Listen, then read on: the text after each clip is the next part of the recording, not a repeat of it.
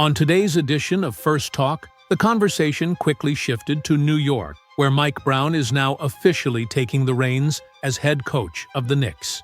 And according to the panel, this hiring is already making wave, not just for what it means on the court, but for what it reveals about the organization's future, particularly in relation to franchise star Jalen Brunson. The panel emphasized that Brown's introductory press conference was textbook Leon Rose, vague, composed, and tight-lipped. One host pointed out that Brown didn't give much away, and that was by design. It's clear he's aligned with Rose's front office philosophy: play your cards close, avoid headlines, and keep long-term intentions under wraps. That sort of messaging has become a hallmark of the Knicks' leadership. Still, there were a few key takeaways about how the coaching staff will be shaped under Brown. According to the insiders on the show, Brown has already begun outlining plans with Leon Rose to construct a revamped staff. And while no names have been finalized, there's one major shakeup already drawing attention. A report from Stefan Bondy, cited live during the show,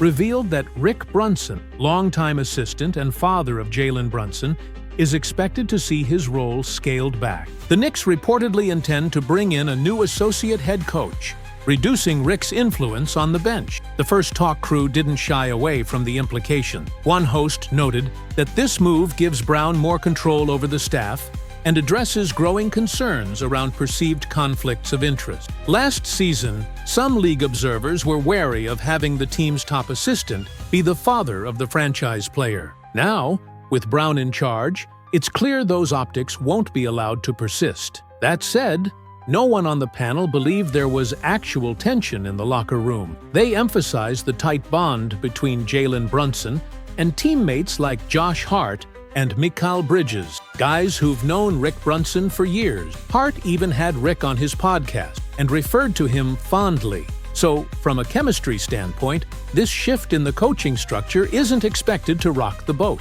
What did stand out, though, was Brown's calm but assertive presence. The panel mentioned that when things got heated during the 2023 playoffs, particularly with Obi Toppin voicing his frustrations about playing time, it was Rick Brunson, not Tom Thibodeau, who stepped into the fray. That fiery loyalty was a big part of his role under Thibs. But now, with Brown running the show, it looks like the dynamic is about to change. On First Talk, the panel continued its deep dive into the Knicks' coaching transition, highlighting the long-standing connection between Rick Brunson and former head coach Tom Thibodeau. One of the hosts pointed out that, for nearly 2 decades, Brunson and Thibs have practically been joined at the hip in the NBA, dating all the way back to the early Bulls years. Aside from a lone season in Denver back in 2006-2007, Brunson has almost always been on a bench with Thibodeau, including the 2010-2011 season when Derrick Rose won MVP.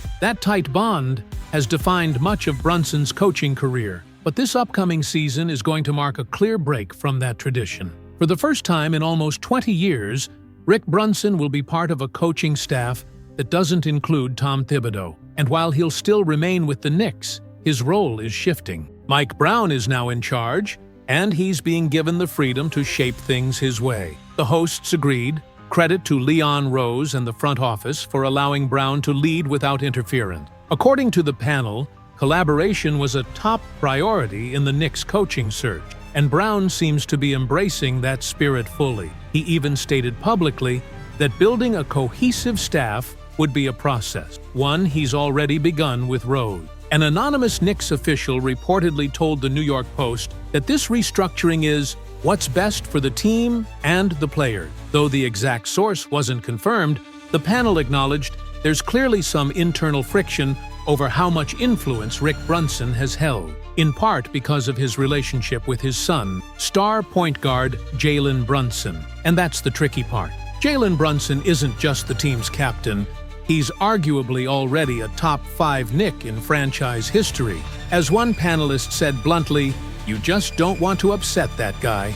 After all, this is the same player who left $13 million on the table in his contract extension to help the team build a stronger roster. His unselfishness and elite-level production have put the Knicks in their best position to win a title since the 1990s. But Rick Brunson's growing sway in the organization hasn't been universally loved. While some within the Knicks see his presence as natural, others view it as problematic. Still, the hosts made it clear they don't believe players like Josh Hart or Mikal Bridges, both close with Jalen and longtime acquaintances of Rick, have any real issue with him. Hart, for example, even featured Rick Brunson on his podcast and referred to him with genuine affection. What's more compelling, however, is who might be coming in. The panel brought up veteran assistant coach Phil Handy, a name connected to the Knicks in recent report. Handy, who previously worked alongside Mike Brown in both Cleveland and Los Angeles, is said to be on New York's radar. And for good reason, he's got 3 championship rings and a reputation as one of the league's most respected development minds. If the Knicks open the checkbook, as they're known to do, this could be a huge get for Brown's new staff. Finally, the panel turned the discussion back to Jalen Brunson. With Rick Brunson potentially moving into a smaller role, all eyes are on how that might impact the Knicks' floor general. But Brown doesn't appear worried. In his presser, he called Brunson the kind of player who allows a team to play every style imaginable. Though, that flexibility, paired with Brunson's incredible playoff resume, 30 points, 7 assists, and 4 boards per game across 42 postseason contests, makes him the perfect centerpiece for what Brown wants to build. On today's First Talk, the panel explored how Mike Brown's offensive philosophy could dramatically enhance Jalen Brunson's game, even while Rick Brunson steps into a less prominent role. One of the analysts pointed out that for the first time in his career, Mike Brown is fully implementing a fast-paced system, one built around transition play and ball movement. And with someone like Jalen Brunson at the helm, the fit could be seamless. Brunson has always thrived in transition and, surprisingly, is one of the better spot-up shooters in the league, despite rarely getting those opportunities in New York's previous isolation-heavy offense. With Brown now emphasizing constant ball movement and a more open, dynamic pace, similar to Steve Kerr's system in Golden State, we may finally see Brunson operating off-ball more frequently, getting clean looks, and showcasing his shooting touch in a way Knicks fans haven't seen before. Even though Rick Brunson is being moved into a secondary role on the bench, one panelist said it feels like a promotion by proxy for Jalen. Mike Brown's vision clearly prioritizes Brunson's strengths, and giving him the chance to play in a more fluid offense could unlock a new level in his game. That, more than anything, might lead to more wins for this squad. Rick isn't leaving the organization. He's still part of the staff, and his influence remains. But Brown is drawing a clear line and asserting control. The panel noted that this shift was a natural evolution, and all parties involved seem to understand the direction the Knicks are heading. Then came a critical point in the discussion: Phil Handy. The Knicks have their sights set on strengthening the bench further. While Jordi Fernandez might be their first choice, the panelists emphasized that Handy is not just a fallback. He's a top-tier option in his own right.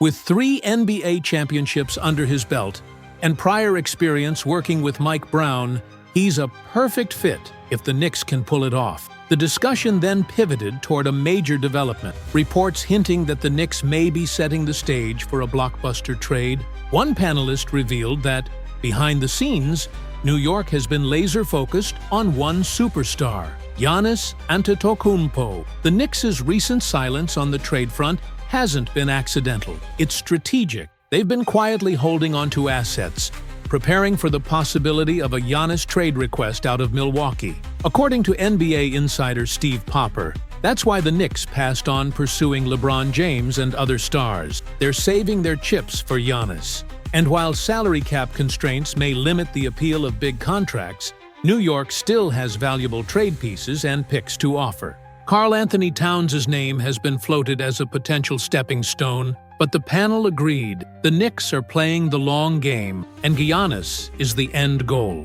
But here's the twist. The Knicks aren't just waiting. According to the panel, they're actively trying to lure a key Bucks assistant away from Milwaukee, a tactical move designed to make New York even more appealing to Giannis. The thinking is clear. Build the environment he wants, stack the coaching staff with familiar faces, and make it as easy as possible for him to say, "I want out, and I want New York." This is shaping up to be a high-stakes off-season chess match, and the Knicks are preparing their best play yet.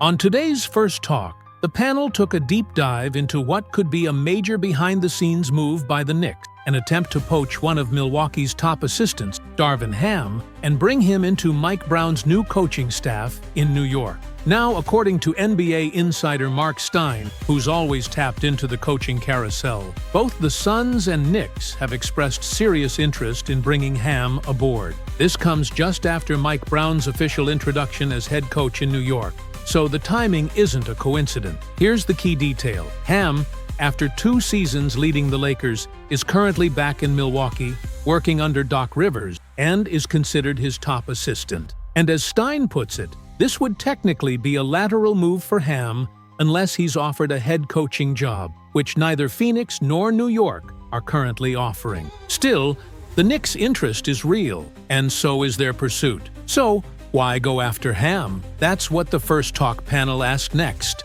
Sure, he's a well-respected basketball mind. That alone would justify the interest. But the deeper reason? His close, personal bond with Giannis Antetokounmpo. This is where things get interesting. One panelist broke it down. Darvin Ham formed a tight connection with Giannis during their earlier time together in Milwaukee. In fact, it was reportedly Giannis himself who had a say in bringing Ham back to the Bucks as a lead assistant just this past season. Giannis was thrilled when Ham landed the Lakers job, even saying publicly it was about time he got that opportunity. That kind of public support says a lot. So, let's connect the dots. The Knicks are trying to bring in someone that Giannis already trusts, someone with deep ties to the superstar. This isn't just about improving the coaching staff. This is about making the Knicks more attractive to one specific player, Giannis. The panel agreed. New York isn't wasting time with rumors about other stars. They passed on LeBron James. They didn't pursue Kevin Durant. Because this front office, Leon Rose especially, is laser-focused on one goal: prepare for the chance to trade for Giannis if he becomes available. They're quietly keeping their assets intact. They're not moving players just for the sake of action. They want to win now, yes, but also be fully armed for a blockbuster move if Milwaukee's franchise player signals he's ready to go. And if that happens, you can bet New York will be one of the first teams on the phone. As for Ham, the panel emphasized this again. He's not a throw-in. Even if this wasn't connected to Giannis at all, he'd still be a valuable addition. But the fact that it is connected, that just raises the stakes. This isn't just a coaching hire, it's part of a larger plan. To wrap up the segment, the hosts referenced an interaction between a Knicks fan and Mike Brown himself. After bumping into the coach in the airport, the fan asked straight up, "Are we getting Giannis or LeBron?" Brown laughed and said, "I'm not trading my wings."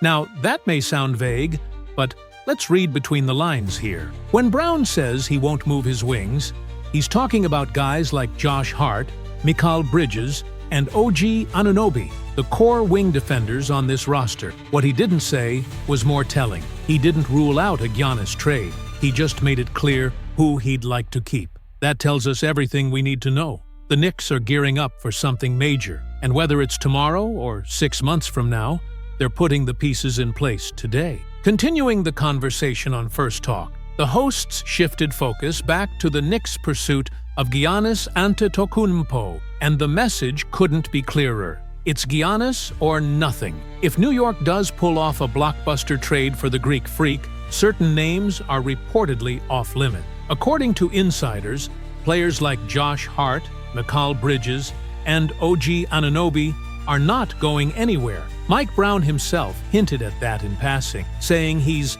not trading his wing. See? So, if a deal goes down, expect the Knicks to pivot toward other assets, possibly even including someone like Karl Anthony Towns, depending on what kind of package the Bucks would demand. The panel emphasized that the recent flurry of moves coming out of New York all seem to trace back to one goal: creating the perfect environment to lure Giannis to Madison Square Garden. One of those chess moves, trying to snag Darvin Ham from Milwaukee's bench and bring him to New York. That's not just bold, that's a high-level strategy from Leon Rose and his front office. It's clear this isn't about loading up on superstars just for the sake of headlines. The Knicks have turned down names like LeBron and KD in the past. Why? Because their focus has always been fixed on one target, Giannis. That mindset hasn't changed. They're not interested in splashing assets on any star that isn't wearing number 34 in Milwaukee.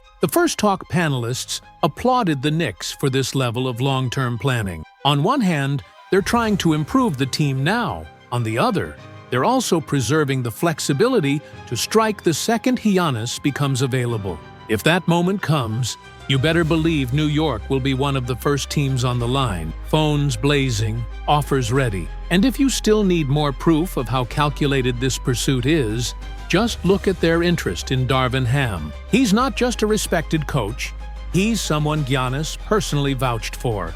And if the Knicks can get someone like that in their coaching room, it adds another layer to their recruitment pitch. To wrap up this segment, the hosts turn to the fan. What do you make of all these signals coming from the Knicks? Is this a smart way to build toward a potential franchise-changing trade? Or should they be focusing more on improving the team now? Regardless, the Knicks have shown their hand, and they're playing the long game. And with Giannis in their sights, every move they make could be part of a much bigger picture. Back on First Talk, the conversation turned toward what kind of offensive system Mike Brown is planning to run with this new-look Knicks roster. And let's just say, he's got a vision, and he's not holding back. You could see it on his face during the press conference. Brown didn't reveal everything, but you could tell he knows exactly where this group can improve and where they can thrive. There's excitement, but also confidence. He's not here to maintain the status quo, he's here to upgrade it. The panel pointed to a quote from the New York Post's Zach Braziller, who shared some of Brown's thoughts on the team's depth, specifically new additions Jordan Clarkson and Gershon Yabusele. According to Brown, the versatility on this roster is off the charts. Clarkson brings veteran presence, scoring at all three levels, and underrated playmaking. Brown emphasized how much he values driving into the paint and kicking out for easy looks, and Clarkson fits that mold perfectly. As for Yabusele, Brown called him an exceptional young man who brings size, flexibility, and positional range. He might slot in at the 4, the 5, and possibly even the 3. That's the type of roster versatility Brown wants to leverage to push the tempo and space the floor. Shifting gears to the system itself, SNY's Ian Begley reported that Brown doubled down on his signature approach, fast-paced, high-energy basketball. He stated clearly, "Everyone knows I like to play fast." And having someone like Jalen Brunson as the engine, that's the ideal scenario. Brunson's ability to adapt, to play in different styles and tempos, gives Brown the flexibility to experiment and keep defenses on their heels. Then came the soundbite that really got Knicks fans buzzing. Brown didn't sugarcoat it. He laid out his long-term vision in plain words, and the panel made sure to highlight every syllable. Brown said, "Our goal, from Leon Rose to the players to the fans, is to build a sustainable winning culture that produces championships.